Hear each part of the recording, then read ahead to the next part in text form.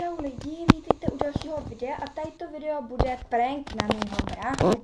Takže můj brácha se vykoupal a teď jsem pro něj připravila prank. On za chvilku přijde, takže já vám řeknu, co to je za prank. Prostě on si navlíkne kalhoty a já jsem mu tam udělala uzel, takže on by s těma kalhotama měl spadnout, takže už je tady.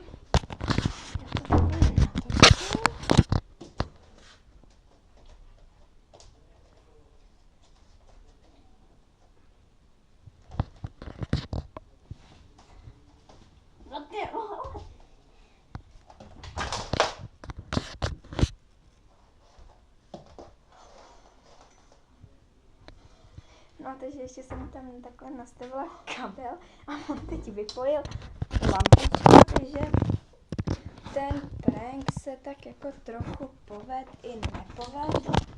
A doufám, že se vám tady to video bude líbit. Ještě to není úplně přesný, protože on si ještě ani nestihnul navlíknout ty kalhoty, takže doufám, že se vám tady to video líbilo.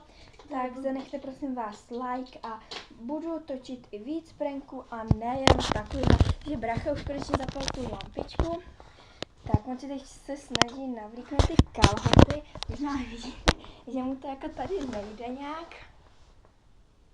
A teď přišel na to, že tam je uzel, takže já se s vámi loučím a čau.